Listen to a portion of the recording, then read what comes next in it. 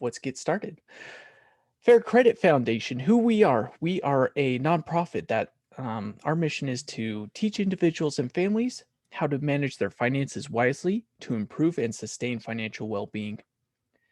And some of our services include financial coaching. That's the root of all that we do, is meeting with you one on one to be able to come up with plans together, especially during this difficult time. We have our debt management plans that we can work with you and your creditors to negotiate lower monthly payments and lower interest rates to help you out a little bit in paying down those debts. We have our IDA or our match savings accounts where if you're looking to buy a home, start a business or go to school, get an education of some sort, we can help you with those different funds to be able to get into um, one of those three areas. Of course, we have our financial education. Thank you for your attendance. And we have other classes and workshops that we offer. So you can always visit our website to learn more about those. And the last program that we'll touch on is our payday loan refinance program or our Credit Gazelle program to help those that are in Utah to be able to refinance some of those high interest accounts, such as payday loans, title loans, etc. So, with that being said, if you have questions about our programs, our contact information will be at the end, but also utilize that chat feature. So, want to go over today's agenda. Again, my name is Talon Larson. I am your MC today. We'll first start off with Mackenzie, if she is online, and then um, if not, then we'll go to Ben and vice versa, right? We're pretty flexible here at Fair Credit. Because they're two of our coaches. And so they'll be talking about revolving savings and buying used cars. And then our honored guest speaker, Greg, we got to give a big shout out to Greg. He served on our board for Fair Credit for many years, and since has termed out. But we appreciate his continual support. He's the man. So he has lots of information about vehicle financing, and so we'll turn some time over to him at the end, and then we'll conclude with a uh, Q&A, as I had mentioned before. So, Mackenzie, we will turn some time over to you to talk about some revolving savings. Awesome. Thanks for joining, everybody. We're excited to have this webinar on purchasing a car and some tips and tricks to look at and consider as you make this large purchase. So I'm going to talk specifically about some of the expenses revolving a car, and that's not just the lump sum of buying a car or the payment process, the monthly payment process that you might get. I'm talking more about the upkeep of tire rotations, of oil changes and car registration, and the best way to consider how to manage those types of expenses is through what we call revolving savings. So I'm going to explain what a revolving savings is by giving you an example here. I just made up these figures, so they definitely aren't maybe 100% realistic, but I tried to do my best based off of what a one vehicle household might look like. So car insurance can be paid biannually, sometimes at a discount, or monthly. So I have here that this individual is paying it 2 times a year, and each installment payment is $860. And then they pay for their car registration a certain month of the year and for 120, and then they do up to about 3 oil changes a year. I had, an estimate of about $50 per oil change. Car repairs, tire rotations, any other things that might pop up regarding car maintenance, I have there just as a rough estimate of $300. So the total of all of those coming to 1,430. Now, how a revolving savings or the idea of it works is that you take that total figure and you divide it by the amount of months in which you're of the year. So 12 months of the year, taking that would make it so that you were saving about $120 every month to help prepare for those expenses. And then I had 1 month where it was only 110. So I chose July, but of course any individual could take whatever month is, you know, the hardest month in regards to making a payment or saving for a payment like that. So that is a revolving savings. It actually works really great, not just for the idea of car maintenance, but for things like saving for Christmas, saving for birthdays or anniversaries, any things that are things or any expenses that you know are planned, but that they don't happen regularly, that you would necessarily you plan for them in your budget in a way so that when it comes up, you're not like, oh no, I have to, you know, come up with $860 because our car insurance is due next month. So it's a really way to help you not have to worry about those irregular but common expenses that happen annually or biannually, etc. It looks like in the chat, Heather just mentioned that it also works really well for memberships renewal. So like Amazon Prime, Costco, Sam's, which is so true. So those times of the year when it pops up to renew a subscription that you have, it helps to kind of to separate it out that way as well. Okay. All right. The last thing that I'm going to talk about is the tips to help you save on the cost of gas. So whether you already currently have a car or you're in the process of looking to buy a car, this will be helpful either way. There are multiple gas applications out there for both Android and Apple users that you can go to your Google Play Store or your Apple Store and for free download these apps. There's lots out there you can put on Google and search for, but two of the most common ones and one that I use is Gas Buddy, or there's one called Waze. The thing that I like about Gas Buddy is that it allows you to be able to see based off of your current location where the cheapest gas is for you. So I live here in Davis County, and if I'm traveling though through Salt Lake, I can pull up that app and click that on the map portion of the application, and it will pop up all the different gas stations that are around me and what the cost of the gas is. So it's very helpful for you to be able, as you're traveling, or if you're, you know, it's not going to necessarily be helpful to you if you're running on empty and you just need the nearest gas station, but it definitely is helpful in the planning process. It has some other benefits and perks that I haven't utilized, but I know that people do. For example, I think you can accrue points that can be adjusted to drop off some cents on the total gas price per gallon if you are open to reporting the gas prices. So let's say that I'm in Davis County, I'm currently at the Smiths, and I go in and I update that their gas is $3.23 today, and it updates that so other users can see that what the current gas is and has the up-to-date price. But it also helps me to be able to have discounts on my gas because I was helping kind of keep the circulation of for other users. Beverly Romero also said, I read a long time ago that Tuesdays are the best day to fill up for gas because it's the lowest day. This was a tip I got related to financing and budgeting, but I think it was through Simple Living.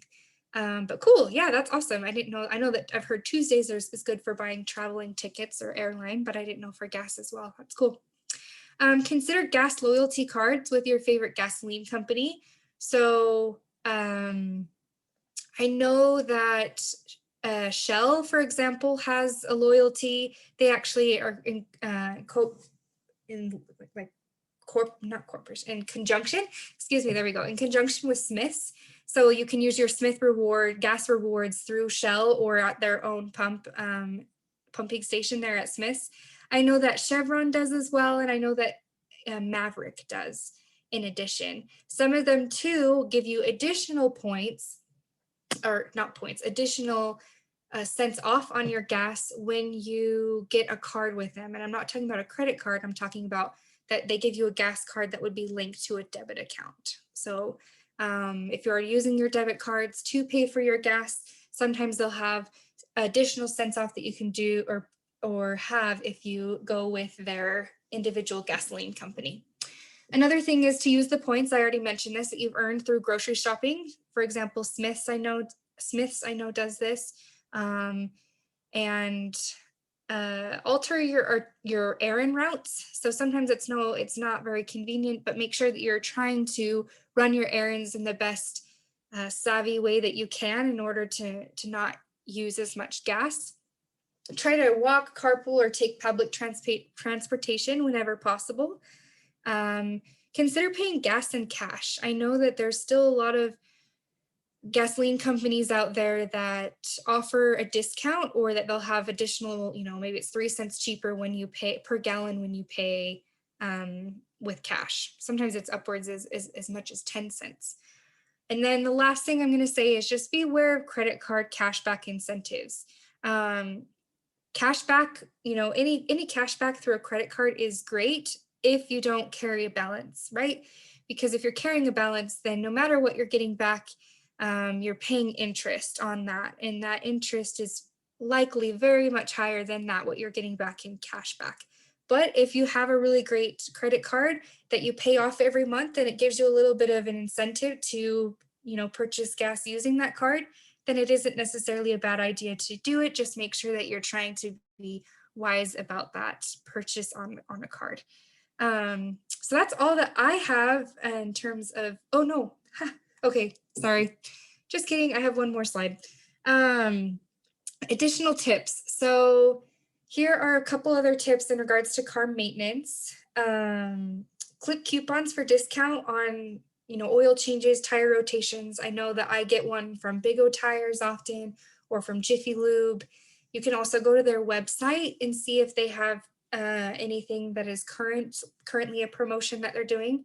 Keep important car documents in one spot. So whether that's in your glove box, or you have a little file folder that you keep in your home.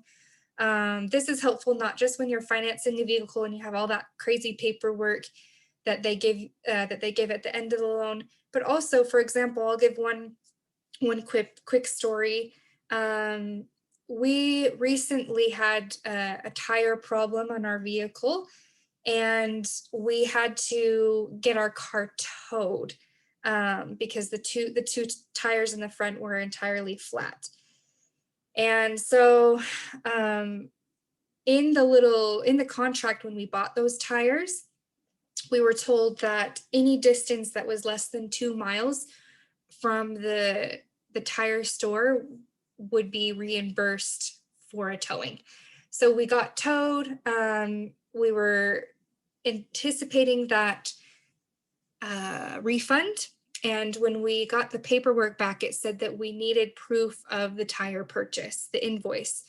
And luckily, I went over to my little file folder that I had kept all of our documents, and we had that invoice from our tire purchase the year prior. But not always is that the case, right? If I hadn't had that, we probably would have missed out on that tow refund. So it's really important to keep everything in one spot so you know where to find it when you need to. Be cautious not to overpay on car memberships. You better believe it. It's a huge temptation for me. It's a great little outing for me and my 18-month-old. She loves to watch the colors splash on the windows, and I love to be able to not have to wash my car on my own, but it can be really, really pricey, especially if you're not utilizing it to what it's worth. So create your own, do it yourself car wash, or consider doing it very rarely and just doing, the coin operated wash your own car kind of self station. Learn the basics of your car. So how to change a spare, how to change the air filters, but I mean the basics. Don't try to do something so crazy that maybe you make things worse in the process and have more of an expensive car maintenance or car repair. Lastly, find a mechanic you trust. The thing that's the most helpful is to ask friends or family for referrals. When we moved to Davis County, we were able to find one that we liked just based off of asking family members and friends who they trusted, who they go to. And it's important that you find someone that you enjoy and can work with for your large purchase that you've made so that it can, drive to the functionality that you need it to. So that is my portion. Thanks for joining. And I'm going to turn the time over. I believe it's Ben who's going to talk about buying a used car. Thanks, Mackenzie. Great. Appreciate all those tips. So yes, I get to talk about buying a used car today. So I know that Greg is going to be taking some time to talk about financing for a car and buying new. So I just wanted to take some time today to talk about buying a used car if that's an option you're looking at. So the biggest question with looking at buying a used car is always, oh, I don't want to buy a money pit. So that's part of what we wanted to talk about today with that. So Talon, would you go to the next slide? Okay, so the first part, and I mean, realistically, this comes to whether you're buying new or buying used, we need to start by setting a goal. And I mean, some of you have heard me talk in both coaching and in, classes. I will always talk about the importance of goals, but, it really is. We need to take the time to sit down and establish a goal, in saving up towards either, in buying a car, whether that's new or used. Would you go to the next slide, Talon? And one of the best ways to set a goal is with a SMART goal. For those of you who are not familiar with SMART goals, as you can see, SMART spells over here on the left, specific, measurable, achievable, relevant, and time-bound. These are the elements that make a goal less of a wishful thinking and more of a solid plan of knowing what to do. Would you go to the next slide, Talon? Okay. Well, yeah. So, and part of the purpose of that is because, I mean, when we're talking about a car, we can start by saying, I want a car. The question is, which car? You want the top left, top right, bottom left, or something in between, and so we have to figure out first, what is it that we're aiming at. Next slide. And actually skip that one, sorry. Same information's on here. So the idea is, in creating a SMART goal, we want to start by getting specific. What is it that we're aiming at? For example, in the example you can see here, I'm going to save $2,500 for a down payment on this specific vehicle within the next 2 years. Now, we're not necessarily promoting Toyota. It's just a matter of, when we look at setting a goal, we want to get specific. And it doesn't have to be necessarily a specific brand as much as just figuring out, does this meet our needs? For example, my wife and I, when we bought a car last year, one of our goals when we had set the goal to save for that vehicle was to save up for a car that would fit 3 car seats. If we bought a car that didn't fit 3 car seats, there would have been no point to buying the car. And so, that was part of our specific, is that it had to be a car that could, comfortably fit 3 car seats for when we had 3 kids, which we now do. And then the next step in a SMART goal is to make it measurable. You need to know what you're aiming at and what kind of progress you're making. This is where that $2,500 down payment, or, however much you're saving for a down payment, or if you're going to pay cash, either way, what you're aiming at, how much you need and what progress you're going to see, and so having it be measurable so that you can keep track of your progress and know how close you are to achieving your goal is a vital part of setting any goal. Achievable. This is also all of them are important parts of a SMART goal, but with achievable, the idea here is, can we actually make this work? Can we afford it?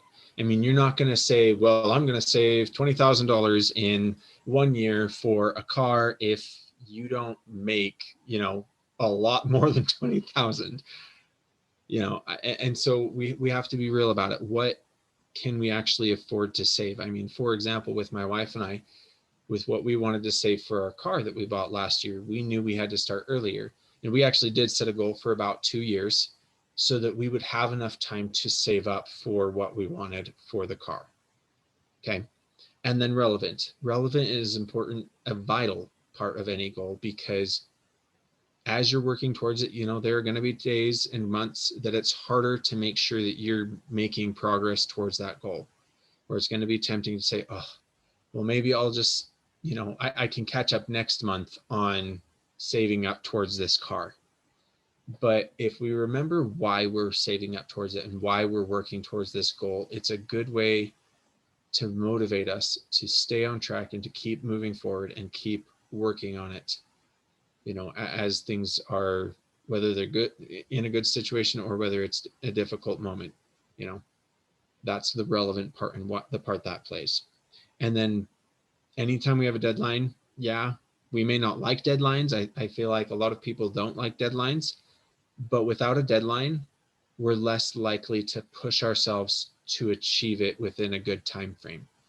We're often going to push it off. I mean, that temptation I mentioned of, oh, well, we'll catch up next month becomes a much bigger deal if you don't have a deadline that you're working towards. If it's just whenever, then you're likely going to have it be never, because you'll just keep pushing it off. So again, when we set this goal, we want it to be a SMART goal: specific, measurable, achievable, relevant, and time bound. Next slide. So one of the things that I have found that helps, whether it's saving for a car or anything else, is, being able to watch our progress. Have something visual that you can look at, like this chart here on the left, that shows you how close you are to your goal. Are you 10% there, 20%, all the way up to 100, just so that you can see your progress and have that motivation from seeing how much you're doing and, the progress that you're making. And it is good to review your goals regularly, because that way we can keep them fresh in our mind and stay focused on working towards them and being intentional about working towards them. Next slide. So when it comes to the part of looking to buy a used car, here are some tricks and tips. And these are actually things that my wife and I did when we looked at our car. So please understand, this is not just something I'm saying. This is something I believe and do. So one of the things we did is and that I encourage you to do, is start looking before you need the car. And this is actually going back to the goals. An important step is to try and have enough saved before you absolutely need, for example, the car. Because if you can start looking sooner, it'll benefit you in these ways. So for example, if you have a shorter time frame versus a longer time frame to look for a car, you're more likely to take shortcuts. You're more likely to not do as much research, and not doing your research is likely to lead, it just increases the risk that you're going to buy a car that's going to cost a lot in maintenance and that's going to be a money pit. Okay. The other benefit of starting sooner is that you do have more options.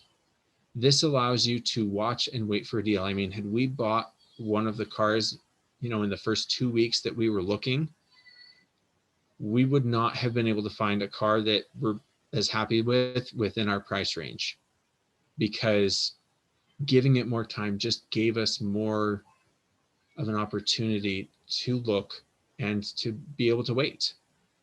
And as that kind of hints, it creates less stress, because you're not feeling stressed and pressured to get it done right away. You're also more likely to notice problems. When we get stressed because of time and a time crunch, we don't always want to have to make a lot of decisions, and we will, again, cut corners, and we're just simply not as likely to notice things. You may not notice a problem with the car when you're rushed and just like, oh, it's a good enough car. I've got to get a car soon, so let's jump on it. And you may not realize, oh, well, there's this major problem that I can't believe I missed. And, ends up being a costly issue for the car. Okay. And then, it gives you the freedom to walk away if the car doesn't meet your needs when you have more time. And then the last tip is just, as you're looking for cars, keep in mind whether it's new or used, January to March is actually a good time to look because car prices are usually dropping because they're trying to make room for fresh stock of cars, for the new wave of cars that are going to be coming out that year, or, the new wave of used cars that are going to be coming in. So just some reasons to start looking before. Now, I do want to say, I know that this is not always the case. This is not always something that you have the luxury of saying, well, oh, that's all fine and good, Ben, but, my car just broke down and I need a car now. I do understand that. And that is harder. I mean, the benefits are still applicable if you have more time to look, but, sometimes it is harder because we just simply don't have the time to shop around and wait as long. Just do your best to make sure that you do the research and that you are paying enough attention to notice problems, especially when buying used, because you really don't want to end up with a car that costs a lot in maintenance. Talon, would you go to the next slide? Okay. Now, a couple other specific tips. Once you find the car that you want to buy, and actually this first one applies even while you're just doing your homework and looking around. And this is something my wife and I did. Yeah, it can take a bit of time, but it's well worth the time. I mean, we had one car that we were looking at initially that, to buy one within our price range would have been, well, we would have just been likely to buy a money pit, because after looking at the car reviews, I mean, we heard a lot of good things about this car, but when we looked at the reviews online, and I can't remember which site specifically we looked at, probably a couple of them, but looking at the reviews on that car, we found that there was a consistency that particular car and model tended to have a lot more maintenance costs after a certain mileage. And the problem was every used car that we could find within our price range of that kind of car was over that mileage. And so we just started looking at other options because we realized if we continue trying to get one of those cars, we're likely to get a money pit. Okay. And then once you actually get to the point of, and I believe Greg is going to talk about this as well. Once you get to the point of finding the car, check a detailed car report. Look for things like, number of owners previous. That one's not necessarily the biggest deal, but the more owners that owned it before you, the greater the chance that one of them was hard on driving the car. And maybe they won't, and it can still happen even if it was just one owner before you, but it's just something to watch for. And then also, major accidents, repairs that have happened to the car, has it been maintained, that kind of thing. But checking a detailed car report is important. And then always make sure you take the car on a test drive. And when you do, try to get a feel for it on the freeway and in town, because there are cars can act different, on the freeway versus in town. And you may notice problems depending on where you're driving. So taking it on the test drive is a good opportunity to notice, things that we'd really only notice when we're driving. And then, on that test drive. So first of all, I want to say, I know this is going to be brought up. If you can, having a mechanic look it over is best. But for those who either, aren't going to have the opportunity when they buy a car to do that, or just simply won't, at least stop and get an engine check. There's a free 5-minute check that you can do at a number of different places like Jiffy Lube, AutoZone, O'Reilly. And it can give you an idea whether or not the car's engine system and computer have detected potential problems. And, while you're there, you could even get an estimate for what that is likely to cost. So, but again, if you can get a more detailed inspection from a mechanic, that's always good as well. And then, getting that estimate to see how much it'll cost and comparing that to what you're saving, if in getting that particular car is always a good and important step. Because, for example, my wife and I, we had 2 repairs in the first month on that car, but together the cost of both repairs was less than $50 because they were minor. And so, that's really the only repairs we've had on that car so far. And so it was definitely worth it, and what we were able to save from that. Next slide. Okay, so that's all I have for you. And, again, we'll have a question and answer section at the end, but now we'll turn the time over to Greg to talk a little bit more in detail about financing a car. Well, thank you, everybody. I hope you've listened to what has been presented by Ben and Mackenzie here, because it's really good advice. I just went to the dentist the other day, right? And I would say that most people on this call and most people in general would say buying a car is like going to the dentist. And honestly, if you don't take some of the advice that you've heard today and some of the things I'm going to tell you, it's like getting a cavity filled without any Novocaine, right? It's not going to be a very pleasant experience. And although it sometimes is not a very pleasant experience, at least you can make it livable and things, because it's such an emotional process. It's such a pressure-filled process. And I will say that the industry is working and moving in the direction where buying and financing a car is less stressful than it used to be. In fact, one of the benefits of the pandemic that we're going through, there's not many, but there are a few, is that online buying of vehicles and online financing of vehicles has really taken center stage in a lot of places. So today, where you couldn't do this maybe a year ago, you can get online, buy a car, have it delivered to your house with all the financing all set and ready to go, and you negotiate it in the comfort of your own home. So, that's that's kind of how things have changed. And, I've been in the automotive finance business for many, many years. Okay. And during that time, I've had numerous people come to me for advice on how to finance a car, how to buy a car. And I would put those people into two different categories.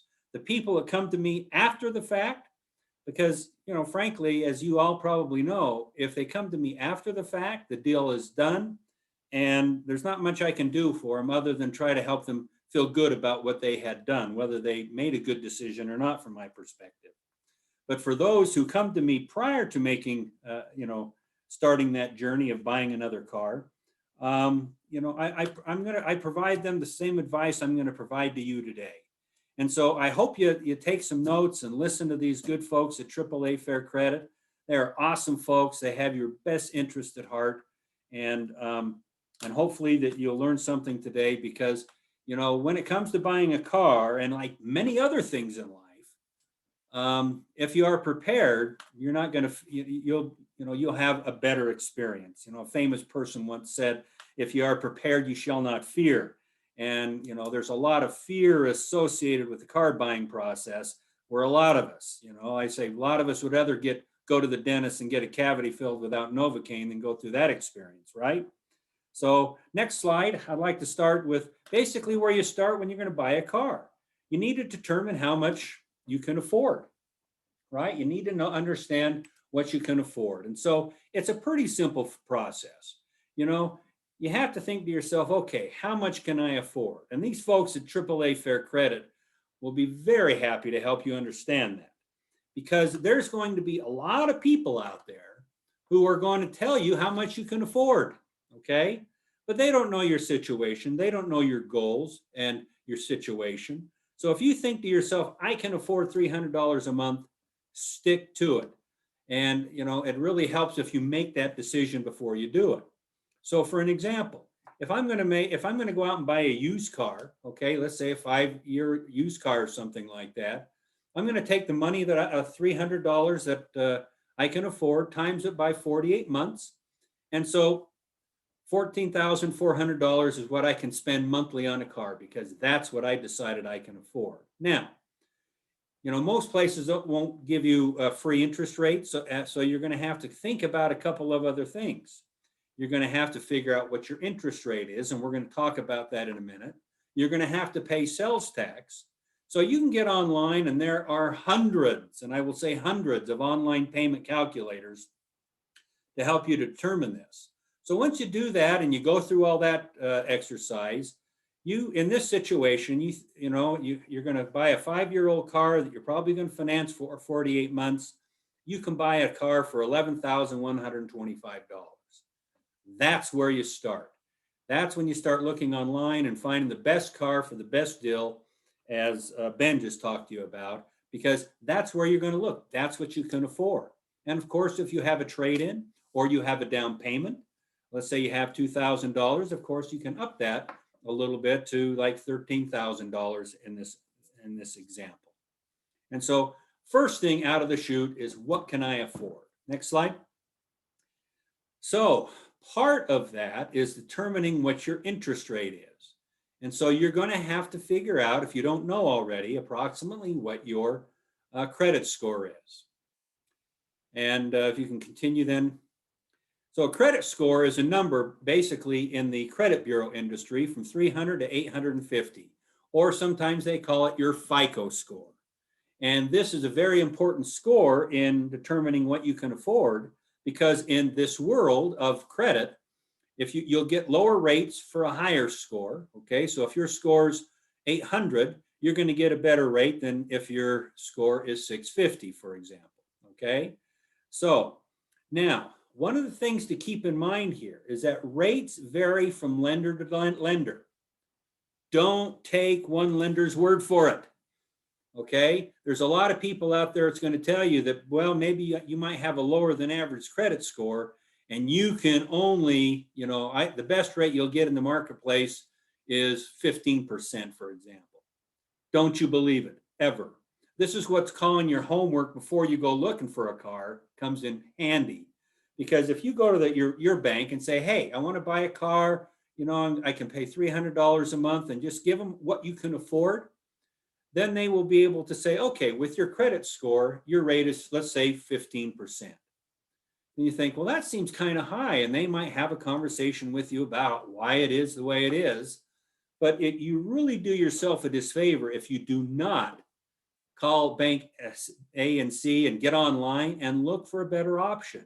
There's so much competition in the marketplace today for all type of credit scores when you're buying a car, that 15%, if you look at 2 or 3 other places other than your first shot, then you will know exactly what you can get in the marketplace. Find your best rate, and then that's what you can start shopping with, because inevitably, you're going to walk into a dealer and the dealer's going to want to finance that car for you. And they're going to say, well, the best I can do for you is 18%, but you went to bank B over here and they said to give you 10. So that really makes the negotiation process very helpful. The AAA Fair Credit team can help you find out, what your credit score is. That's a simple process. And sometimes if you get online and look to find out what your credit score is, there's a number of websites out there. They're going to ask you to buy something. You don't have to do that. Okay. But just let your folks at AAA guide you through that process. Know your credit score.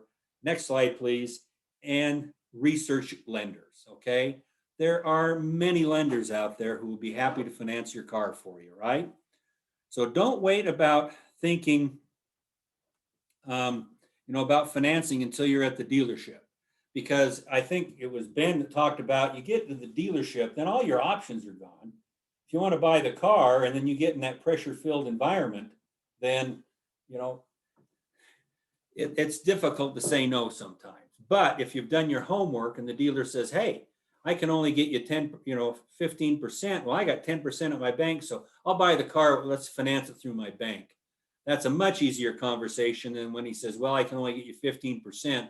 And based on your FICO score, that's the best deal you're ever going to get anywhere. Believe me, I do this for a living, right? And some people are like that, some aren't, but you never know who they are, okay? Shop for financing just like you shop for a car, and find your best deal. If you remember anything from this presentation of mine today, find your best deal on financing before you even think about looking for a car. And most places will pre-qualify you before you go shopping. So you can say to your bank that's giving you 10%. So can I get a letter saying I'm pre-approved so I can take it to the dealer and do that as well. Next bullet.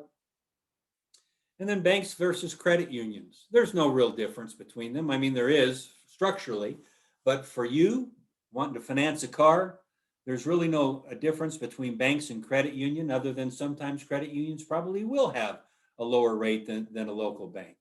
But look at online options as well. Like I say, you go to this place called Carvana. It's the new used car superstore online right now, right? And you can negotiate financing online with them, or Vroom, or I mean, so many other places. And many of our franchise automotive dealers are moving into this space as well. So you have the power of the clicker and find your best deal. Next slide. All right, let's talk about some red flags here. Because there are some things you need to look out for when you're out buying a car, because it's scary out there. Okay. Now there are three basic types of transactions associated with purchasing a vehicle. The one is the new car purchase. So whether you're buying a new or used car, you're going to buy that new to you car. So you got to negotiate that. Then if you have a trade-in, you have to negotiate how much money the dealer is going to give you for the trade-in. And then, of course, you have to negotiate and arrange financing. Now, a lot of times what the dealers will try to do is try to bundle those threes together. And it is my advice to you today that you don't allow that to happen, that you negotiate each of those transactions separately. The new car price should not be determined by how much they're going to give you on the trade. Because what will happen is they'll say, well, geez, I'll buy the car, but I can only afford 13 grand. And the guy says, okay, I'll move the price down from 15 to 13, but I'm only going to give you $4,000 for your trade. Well, because you did your homework on that, it's worth more than that. So to the dealer, he's just moving numbers around, or he's going to give you a higher interest rate than you probably qualify for to cover some of the cost of giving you what you really focus on. So keep these three transactions on their own if you don't do that. Let me tell you a story about a trade-in. I recently purchased a car from what I thought was a reputable dealer. I knew the guy had owned it, right? So he turned me over to the salesperson. And so they found the car I wanted. The price was right. And we were negotiating, and I had done my homework. I knew what my trade was worth. And let's just call it, I don't remember exactly, but just say it's $8,000, right? And so he says, I says, how much are you going to give him for my trade? He said, I'm going to give you $5 grand. I looked at him and laughed. And he says, what are you laughing at? I go, $5 grand. I know it's worth more than that. And then I started acting like I was going to get up and leave, which is another piece of advice. Always be willing to walk, because there are thousands of used cars out there. And if you like the one you got, there's something out there you can find. It just takes a little time. But I says, you go talk to your guy who made that decision. They came back and gave me the amount that I needed, and we moved on. Okay. So that's how being prepared for me saved me about $3,000, because he was able to give me the amount on my car that I wanted. Next bullet. So look out for deals that are too good to be true. And there's a lot of them out there. I think of a local Volkswagen dealership here that advertises that they will take in your trade at manufacturer suggested retail price. And then there's a lot of words on the screen that you can't read, and a lot of fast talk you don't understand, then which basically means when you go in there and say, hey, I want the manufacturer suggested retail price for my used car. Well, we all on this call know that's not real, right? So what they do is they subtract mileage, they subtract depreciation, they subtract for dents, they subtract for this, they subtract because it's a rainy day. And next thing you know, you're looking at $5,000 and $8,000 on a car that they were going to give you MSRP for, right? So look out for deals that are too good to be true, because if they sound too good to be true, they probably are. Next bullet. And be careful about extending the term of the vehicle past the useful life of the vehicle. Ben gave you some good advice there about researching vehicles and how well they, are maintained and last past certain periods of time. And if you're looking at a vehicle and you're seeing that after 150,000 miles, there's substantial costs associated with it, and then you look at how long you're going to finance a car and it's going to go much past that, You know, you don't want to be owing money on a car that doesn't run. We call that in the business paying on a dead horse. And so you want to be careful about that. And just so you know, the terms are set by the combination of vehicle age, how old the vehicle is, and of course, how good your credit is. And so a lot of times they might go a longer term for somebody who has better credit versus somebody who doesn't have as good a credit. Next bullet. And avoid costly add-ons. This happens not so much because dealers are getting better at it and there's laws against it now, but there's still a lot of people out there. I remember a time buying a car where I had negotiated all three things separately. I had the deal that I wanted, and I was looking at the paperwork and noticed that they had added on for paint sealant and undercoating. And I never asked for that. We never talked about that. And I said, so what happened? What's this? He goes, oh, all of our cars that come in, we put that stuff on there because we want to make sure our cars are very well protected with, for our customers. Well, I didn't want that. And I said, of course I said, I'm not paying for that. I don't care what you put on it without my permission. I'm not paying for it. So of course they removed it. But I will say for every one of me that catches it, there's probably 10 that don't. And so watch out for some of these costly add-ons and things that really don't add value to your vehicle purchase and ownership experience. Next bullet. And be so careful of what I call yo-yo financing, okay? Basically, the rule is don't take delivery of the vehicle. Don't take it home, in other words, if the financing is not fully approved. This is where getting it done beforehand helps solve the problem completely. But if you don't, and you're in the finance office at the dealership, they might say, well, the financial institution hasn't got back to me yet. Okay, that's what they're going to say. And so why don't you just take the car home and we should have all this wrapped up tomorrow. And so so you're walking out thinking you're going to get a 12% rate on the car, right? So 2 or 3 days go by and you don't hear anything and what's going on. So you call up the person, they say, oh, well, look, the bank would only give us 15% on your loan. And so come back in, that's the best we can do. Well, if you haven't done any shopping, right, you're kind of stuck. And then you might say to the dealer, well, just give me back my down payment and I'll take my old car back. Oh, no, we sold your trade. There's a lot of tricks in that, but you can avoid this back and forth with financing stuff, again, if you do it before you walk into the store. Next slide. All right. This doesn't have much to do with financing, but it has a whole lot to do with protecting yourself. And Ben alluded to this earlier. It's run the VIN number. And why do you want to run the VIN number? You want to make sure that the car you're buying has not been in a significant wreck or hasn't been in a flood. And so basically there's these free online tools, and most car dealerships will give you what they call a Carfax. And most of them have it. Most of them will give it to you up front. But be careful, if you get a Carfax, make sure the VIN number on the Carfax sheet you're looking at matches up with the VIN number on the car that you're interested in, okay? And that Carfax will tell you the entire history of that vehicle, okay? And if it was in an accident or a flood, it will be there. If you don't have access to Carfax, then you just go to a place called vehiclehistory.com, put in the VIN number, tell you the same thing. And then there's also something called the National Insurance Crime Bureau that will do the same thing. Because what happens, like in the Midwest lately, we've had a lot of flooding out there. A lot of dealer inventory gets, involved in the flood. So the insurance company basically pays the dealer for the cars. They own the cars now. And they sell them on the wholesale market dirt cheap to somebody who then takes them and reconditions them.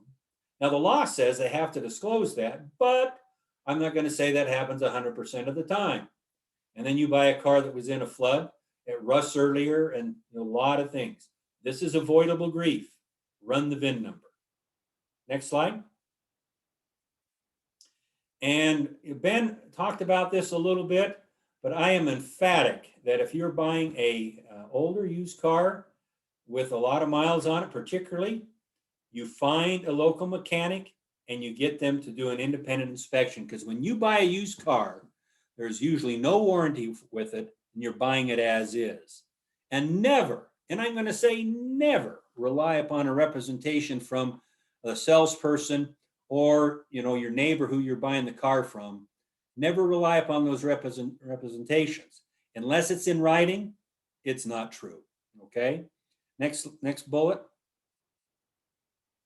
And hire your local mechanic. I got a guy down the street here who's looked at a lot of cars for myself and my family. He charges $75. It can be up to $100. But if they what they do is they put it up on the lift. They're not going to tell you if the transmission's out or big, but they can see if things are leaking and if there's other things to a professional's eyes that are a problem. And then you can either use that and negotiate a better price for it, or just walk away from the deal at all.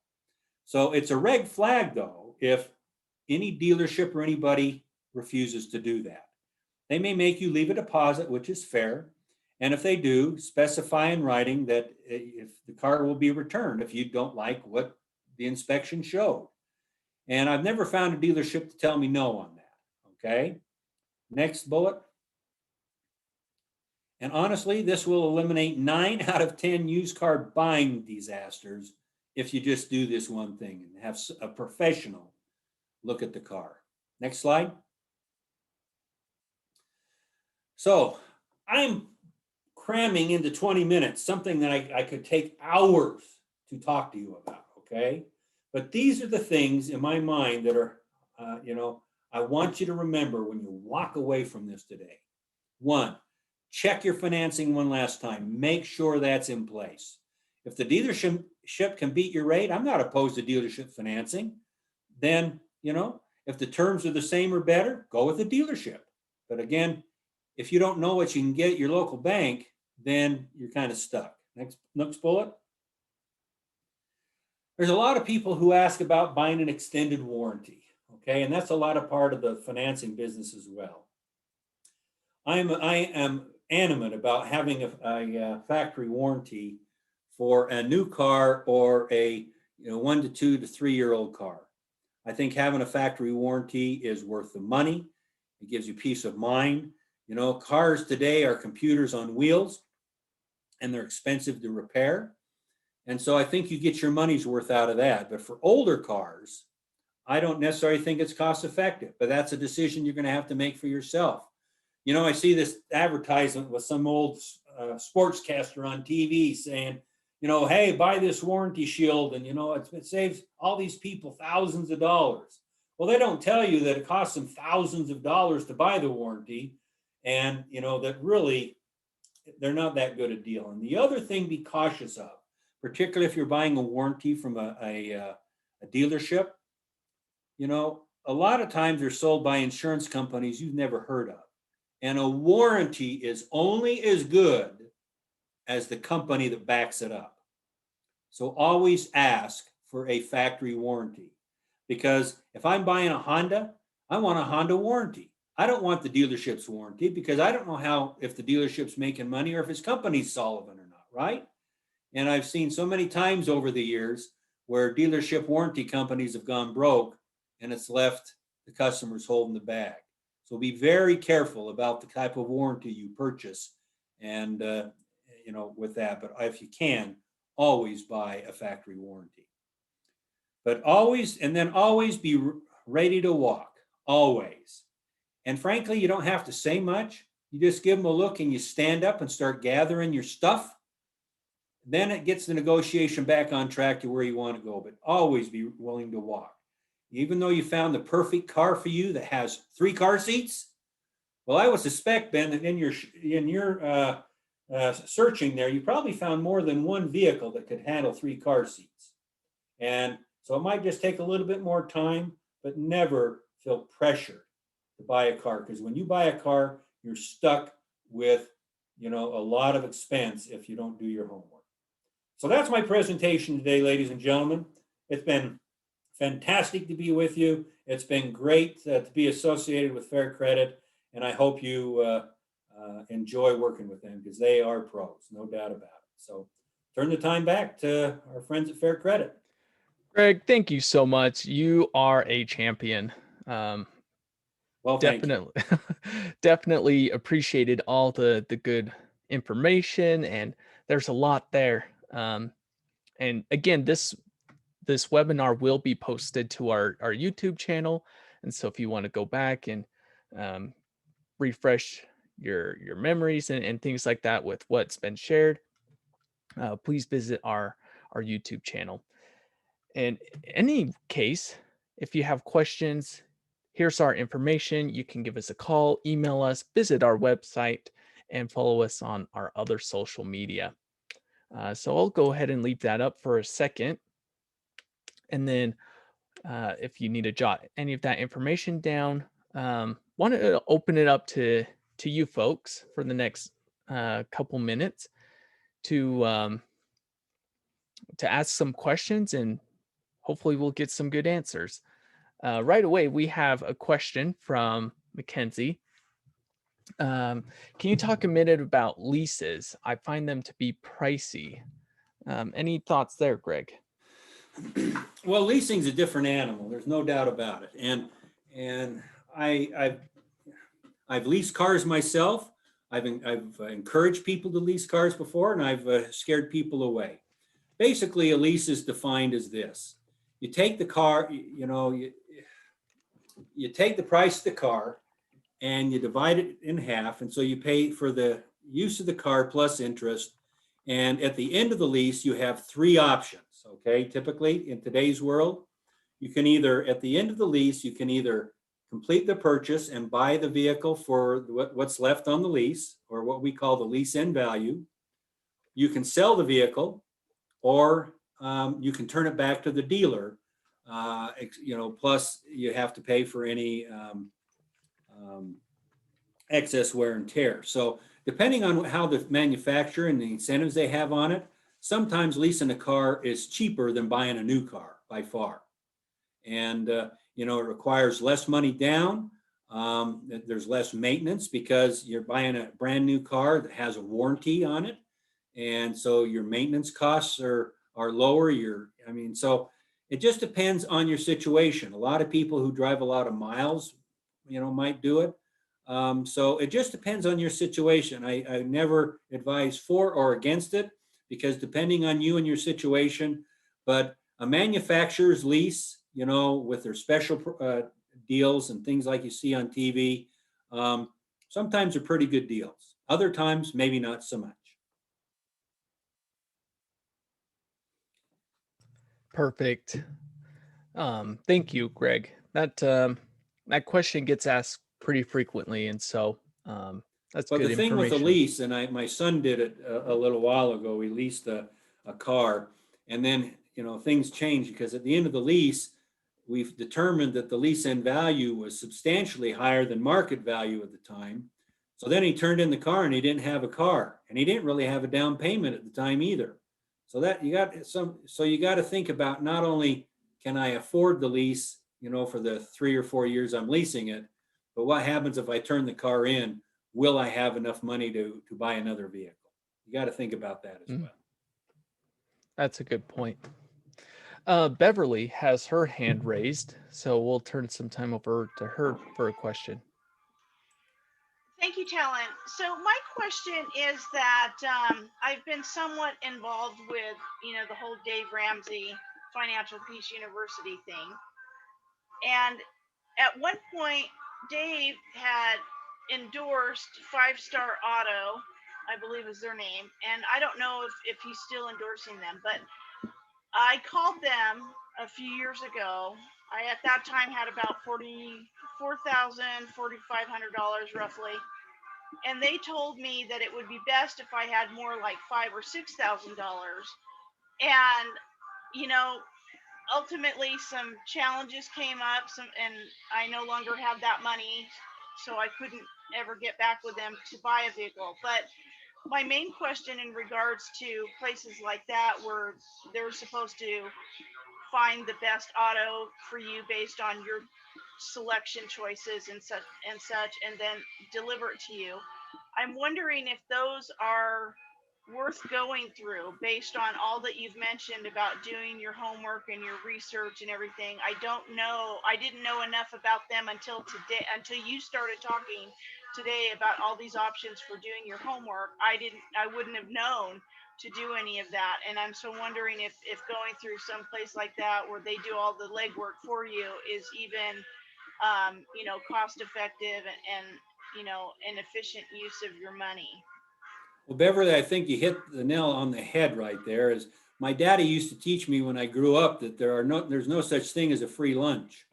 So if Right. if somebody's gonna do all that homework for you, they're gonna be expecting to have some, remuneration, right? They're gonna expect to be paid for that. So, you know, sometimes those services, if you can afford it, are there. But I would say that in today's world, there are so many tools available to you on your computer or your smartphone that you can do all that homework. Everything I said to you today, and we all can do that fairly easily today. It's not rocket science. It's just you need to know where to click and you just Google most of it and you'll get to basically where you need to go. So some of these brokerage services, like you say, and even though Dave Ramsey teaches a lot of things that our friends at AAA Fair Credit do. If he endorses something, he's checked it out. I mean, and it's like the other guy on the TV who does endorses stuff too. I can't remember his name, but like I say, if they're going to do the homework for you, you're going to pay a little bit to get that done for you. So just keep that in mind. I've never gone through a brokerage service, and so I don't know. I can't say one way or another, but I would suspect you'd serve yourself better if you did your own homework. Yeah, I didn't know that it would be that Five Star Auto was considered a brokerage service. And I just didn't know if I would get the money, or I mean, if I would get a good, decent vehicle, because I'm not the one personally checking the VIN number, as you mentioned, and all of those other things for the track record of the vehicle and if it's been in any accidents and what have you. And I didn't know if they did any of that. And I wouldn't have known to ask until today. Well, I know it. There's like when I just bought a car a couple of years ago, I told the salesperson at the dealership, I says, "Here's what I'm looking for. I want this car. I want this color. I want these seats." And so I gave him my shopping list. And I says, if you meet my shopping list, call me. He met my shopping list and I went and bought a car from him. The only thing I didn't like was what he was going to give him for my trade, like I told you earlier. But that's why you do your homework. And so many of the dealerships and the salespeople will, they don't have people there all day. So if you give them a shopping list of things you want, there's a lot of people that'll do that for you. Not everybody, but there's a lot of people that will. Thank you very much, Gregory. Today was most informative. Excuse me, I can't even talk. Informative, and I learned a lot from you. Well, I'm glad. I hope it helps. Thank you. Before we get to Noelle, who has her hand raised, there's a question in the chat from Brenda, and you may have touched on this a bit, Greg, but do you have a favorite online vehicle shopping site? I don't. If I'm starting to look for a car, I start, because of my background, I usually start with franchise dealerships that I'm familiar with. Okay. And I just search their inventory online, and I look for the thing that I'm looking for. There's a lot of stuff online. You can just put in what you're looking for. Like Carvana, who I said will deliver a car anywhere in the United States. They have lots of cars to look at there. So I don't have a favorite, and there's a lot of them out there. And many of the ones you hear about all the time are pretty good resources. Perfect. And I would just add in there too to always review their services, whether it's through Yelp or Google or however it may be, the Better Business Bureau. Do some research before going through some of those services would be my recommendation there also. Alrighty, Noelle, please share with us your question. Okay. So I recently bought a car and for the first time had an actual pleasant experience. Awesome. Yeah. But now that I've learned some of this, I'm like, oh, maybe I should have done some of that research a little bit first. And so my question is, I noticed afterwards that my credit report was getting some reports, that this bank looked at my credit and this bank, and then it also like dropped my credit a little bit.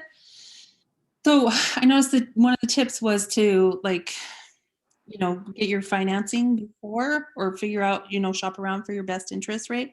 Like how many different places should you go to do that? You may have covered it, but I missed that. Well, I'd recommend at least 3. Okay. I mean, and, keep me honest here, AAA team, but if you're out buying a car and you go from dealership to dealership, each one of those dealerships, if you give them your personal information, or it's going to pull a credit report on you to see what they have to deal with. Okay.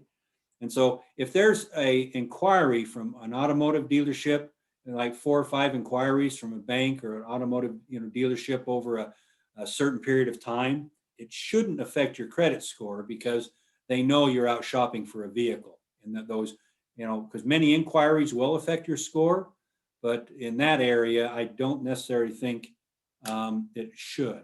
So unless something else happened, can somebody at AAA keep me honest on that? Did I say that right? Yeah, and Alan posted a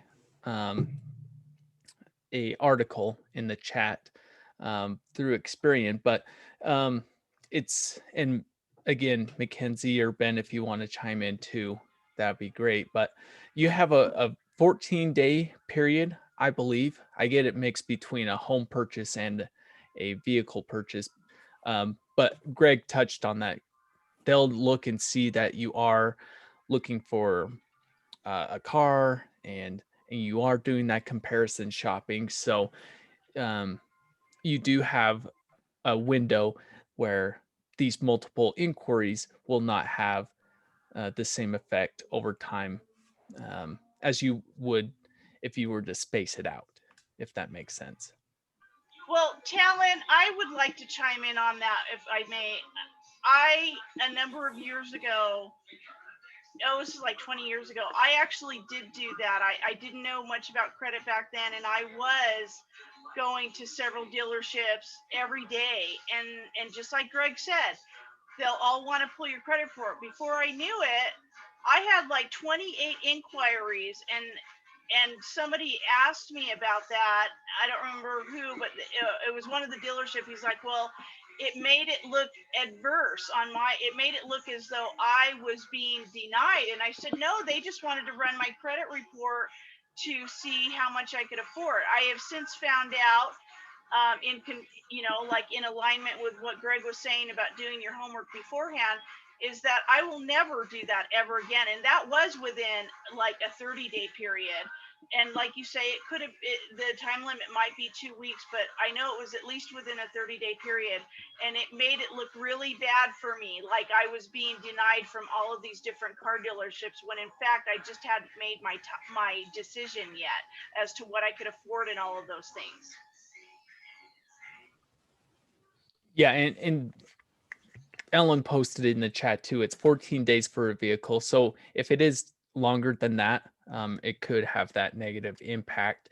And again, it's all about balance. Around 3 to 5 maybe inquiries to shop around to get the best deal, because anything, like you said, getting upwards of 28, yeah, that could raise some flags there. And I would be cautious unless you're really interested in buying something from that dealership. I would be very cautious about putting your personal information out there. That car dealers are pretty secure, particularly franchise car dealers. But still, unless you're really interested in purchasing a vehicle they have, I would be very stingy about providing them that information, because because we live in a world today where people love stealing your personal information for nefarious activity.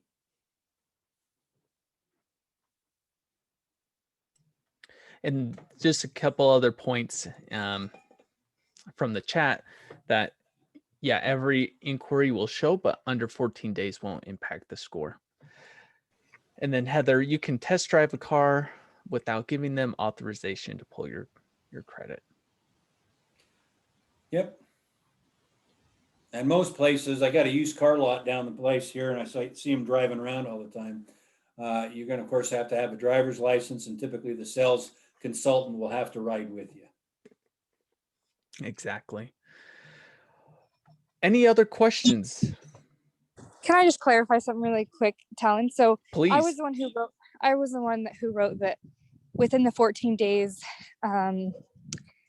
it won't impact your score. What I meant by that was, if you go to dealership A, dealership B, and dealership C, and they all pull your credit report, it will, anytime you have an inquiry, it does impact your credit score. Now, that being said, though, if you do it within that timeline of 14 days for car shopping, they'll show up as an inquiry, but it won't impact your score as though it was 3 hard inquiries, just the one, if that makes sense. No, that's perfect. Thank you.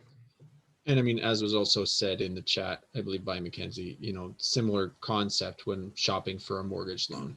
The key is to also keep in mind, what other hard inquiries you may have on your credit report at that time.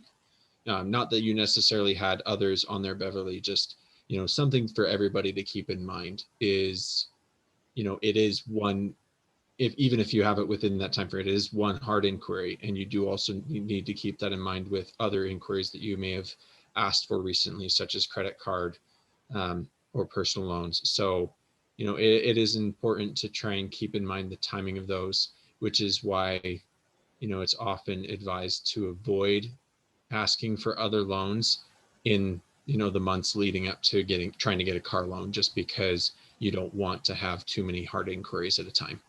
And those do fall off about, after 2 years of being on your credit report, just as one other quick tip. Perfect. Yep. So just one other thing, when you request to use credit, such as a loan, a credit card, things like that, that's when the hard inquiry takes place. But you can always check your credit. It's recommended that you do through places like annualcreditreport.com, Credit Karma, using your different bank or credit union services for those soft inquiries as a part of that initial homework to save you from maybe getting some of these hard inquiries. So, well, thank you again, folks, for your time today. I want to give another thanks to Greg for his great insight, and to Mackenzie and Ben. And again, please feel free to reach out to us with questions, and we are here to help. So enjoy the rest of your evening, your day, your week, and we will catch you next month.